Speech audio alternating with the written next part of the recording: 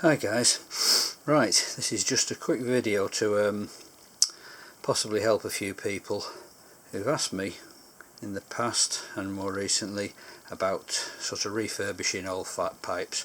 Well, I must say for a start off, I am no great expert. I just sort out pipes to suit myself, so I'll just give you a few tips here which might help, and I can't really do more than that. Right, let's say you get a couple of pipes or a pipe and it's in a bit of a mess. This one's not too bad, but you can sometimes get a bit of oxidization, which is the yellowing and the brown stains on the mouthpiece and the stem. So you want to clean that up. So the first thing you do is you take the pipe to pieces like that, put that one to one side, and sometimes these can be gunged up, so give them a good wipe with your tissue like that. And then what you need to do, well, what I do anyway, there's all sorts of different ways. Some people clean them up with toothpaste and things like wet and dry paper like this, which you can sand them down with. But what I like to do is to really get all the rubbish loosened up, is get rid of the oxidization stains. So what I do is usually get it in a bath of bleach and water. All depends. You've just really got to use your initiative. Sometimes if it's really bad, I'll use sort of like a 90% bleach mix. Sometimes I'll do it 50-50. If I'm not sure, 50-50 with water. So I've got a little bath like that. So what I do is I prepare the pipe mouthpiece stem. So you don't want to get bleach on this piece here, the tendon. So what you do is get some Vaseline like that, and just get a little dab on a cotton bud, Q-tip, and put it around the tendon like that. Put it on quite liberally. Okay. Don't worry too much about cleaning it inside at the moment, because it doesn't matter that much.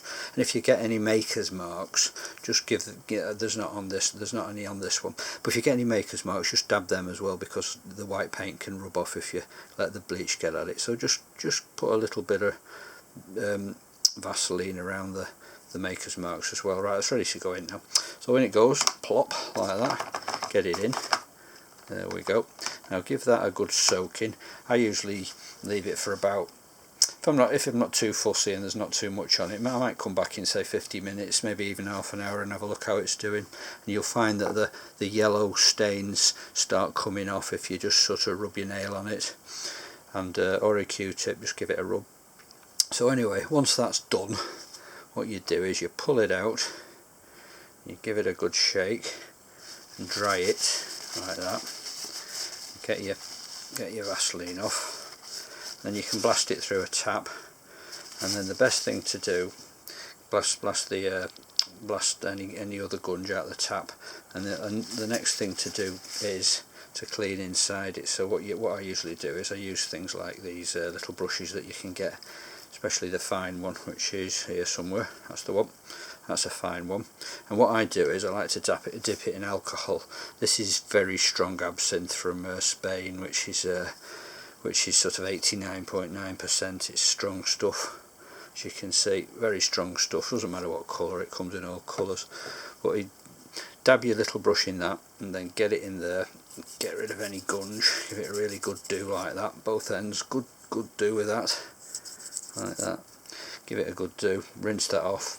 And then once you're satisfied that that's quite clean, get yourself some pipe cleaners and just whiz it through like that.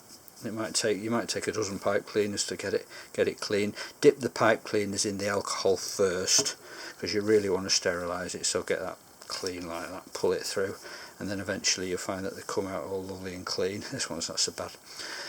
Right, so I think that's about it for that. And if you've still got any more stubborn stains that haven't come back off there, you can put a bit more Vaseline on the tendon and any maker's marks. Put it back in the bleach and have another go for another hour or so. And when it comes out, then you can give it a go with toothpaste, which is good. Just an ordinary toothpaste. Put it on, give it a good rub with a rag. You know, got your toothpaste on, give it a good rub, and you'll see it'll come up really nice.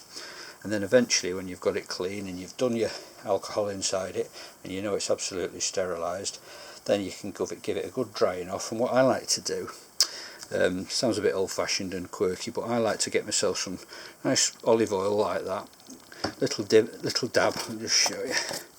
Get a little dab on your finger or a cloth. Oh, nearly fell over then. And just give it a good rubbing like that.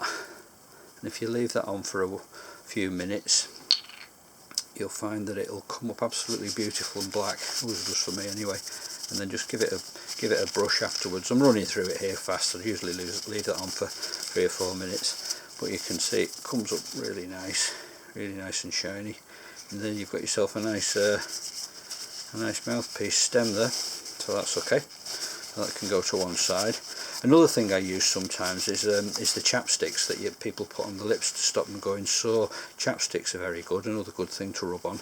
Get that rubbed on it, and it tends to stop the oxidization coming back as well. It stops them yellowing.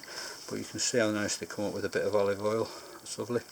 Right, anyway, so just clean the decks a bit, and then you've got the mouthpiece. Now I meant to fetch a knife here. I've not got one with me. Hang on. No, I'll just sort of demonstrate, pretending this is a knife. What you do is sometimes they're very coked up inside, so there are some little gadgets you can get in which you twist, and they'll get the coke out. But if you just get a little knife which isn't too sharp and too blunt, and just go around the edges carefully like that, you'll find that you'll get the coke out. But you don't want too much out, and give it a bang like that, and all the black bits will come out. And that'll be fine for that, absolutely fine. You can also, when you're finished, you can also put olive oil on the stem, and it also makes it come up absolutely beautiful. Right, back to the brushes. Get the big size brushes, dip them in the alcohol and get them in there and give them a really good go like that. And watch it, because it can splash out, the tar comes out if they're in a mess. Give it a good wash like that, really good rinse like that. Tissues, all sorts of things, whatever you've got. In Q-tips dipped in strong alcohol as well, you can get those in there. Get them like that, give them a right good cleaning like that, and they come out. See, there's a little bit on that, it's not so bad. It's quite a clean one, this. Both ends. And you use loads of those, don't be frightened to use those, because it's well worth it. And every time I smoke a pipe, I always give them a good do with the Q-tips to get them clean with alcohol. Right, so that's okay there. So, and then once you've done that, then you get your pipe cleaner, dip it in the alcohol, in there again until it comes out clean, and then that's about it really. And then all you need to do then is get a pencil. Once this is clean, that's clean, get a pencil. I've not got one with me, I forgot to bring one. Graphite's good. Always put a bit of pencil around the tendon there, because it really helps to help it fit nicely, and it doesn't jam after that. Give it a good rub with a pencil like that, and once you've done that, get it in. Shouldn't be difficult. Goes in like that, and there you've got it. And you've got a pipe that's virtually ready for smoking. Some people like to leave a pipe cleaner in, a clean pipe cleaner in a pipe when they're not smoking. It keeps it clean, stops any biddies climbing in. So you can leave that in as well if you want to, like that. Snip it off there. Then when you want it, pull it out, and you've got your pipe. Well, that's just a few tips anyway. Those are the very, very, very basic things on how to clean up a pipe, and you'll be surprised that some of the pipes that you get, they're really awful when you get them. They look awful, absolutely awful. Sometimes you've got to strip them down because of the damage. Sometimes you've got to fill in cracks with wood glue and briar dust, mix that together, put that in little cracks, let it dry, sand it down, and then maybe stain it again, the pipe. But it's pretty basic stuff. It's not rocket science, and what works for me. So you may have different methods, that's fine, there's no argument there. Anyway guys, hope that's been helpful to you, and thanks for watching. See you now.